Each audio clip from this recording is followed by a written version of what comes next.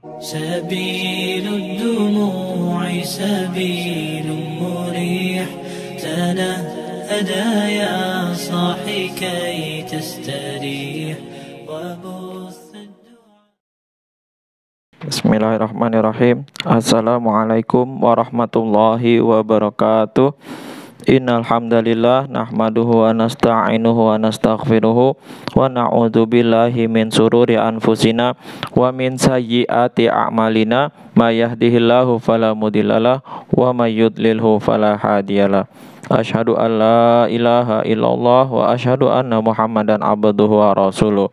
Pada kesempatan kali ini, Al-Fakir akan melanjutkan pembacaan kitab Fadilah Amal di bagian kitab kisah-kisah sahabat di bab yang keempat, ketakwaan para sahabat radhiyallahu anhum.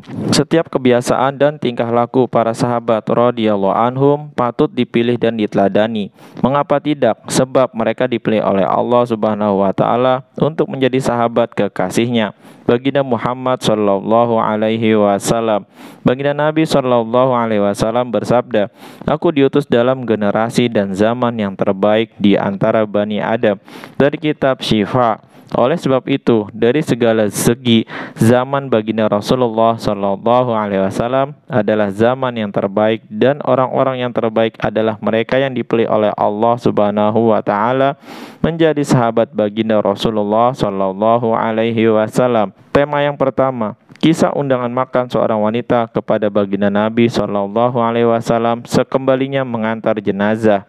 Ketika baginda Nabi sallallahu alaihi wasallam sedang berjalan pulang dari mengantar jenazah, utusan seorang wanita mengundang beliau makan. Baginda Nabi sallallahu alaihi wasallam dan para sahabatnya mendatangi undangan tersebut. Ketika makan telah dihidangkan, orang-orang melihat baginda Nabi sallallahu alaihi wasallam kesulitan menelan makanan itu. Beliau bersabda, "Nampaknya daging kambing ini telah diambil tanpa izin pemiliknya." Wanita itu menjawab, "Ya Rasulullah, aku telah menyuruh seorang lelaki membeli kambing, tetapi ia tidak mendapatkannya. Sedangkan tetanggaku telah membeli seekor kambing. Aku menyuruh seseorang untuk membeli kambing dari tanggaku tersebut, tetapi suaminya sedang tidak ada di tempat. Jadi istrinya lah yang menjual kambing itu kepadaku." Lalu baginda Nabi sallallahu alaihi wasallam bersabda, "Berikanlah daging itu kepada para tawanan perang." Hadis riwayat Abu Daud. Faidah, bagi baginda Rasulullah sallallahu alaihi wasallam yang berderajat luhur, bukanlah suatu yang luar biasa bila tenggorokan beliau kesulitan menelan makanan syubhat. Pengikut beliau yang biasa saja sering mengalami hal demikian. Tema yang nomor 2, kisah baginda Nabi sallallahu alaihi wasallam tidak bisa tidur semalam suntuk karena sebutir kurma sedekah.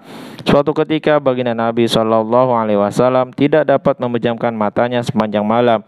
Berkali-kali beliau membolak-balikan posisi tidurnya sehingga istri beliau bertanya, "Mengapa engkau tidak dapat tidur ya Rasulullah?" Beliau menjawab, "Tadi tergeletak sebutir kurma, kemudian aku memakannya karena khawatir kurma itu terbuang sia-sia. Sekarang aku cemas, jangan-jangan itu kurma sedekah." Faidah, kemungkinan besar kurma itu benar-benar milik baginda Nabi sallallahu alaihi wasallam sendiri. Namun karena sering datang sedekah yang diberikan orang melalui baginda Nabi sallallahu alaihi wasallam menjadikan beliau ragu dan membuat beliau tidak dapat tidur sepanjang malam.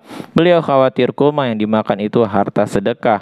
Demikianlah akhlak pemimpin kita. Hanya karena perasaan ragu, beliau berkali-kali membolak-balikan posisi tidurnya dan tidak dapat tidur sepanjang malam. Lalu bagaimanakah keadaan diri kita sebagai pengikut beliau? Ada yang memakan suap, riba, hasil curian, hasil rampokan, dan bermacam-macam harta yang tidak boleh dimakan tanpa merasa takut dan cemas. Sedangkan ia mengaku sebagai umat baginda Nabi Muhammad sallallahu alaihi wasallam. Alhamdulillah, baru saja kita membacakan 2 tema, yaitu kisah undangan makan seorang wanita kepada baginda Nabi sallallahu alaihi wasallam sekembalinya mengantar jenazah, dan kisah baginda Nabi sallallahu alaihi wasallam tidak bisa tidur semalam suntuk karena sebutir kurma sedekah. Masya Allah. Mudah-mudahan kita bisa mengambil hikmah, amal, dan sampaikan kepada saudara-saudara kita yang lain. Subhanakallahumma wa bihamdika, asyhadu an la ilaha illa anta, astaghfiruka wa atubu ilaik. Wassalamualaikum warahmatullahi wabarakatuh. سبيل الدموع سبيل مريح تنهدى يا صاحي كي تستريح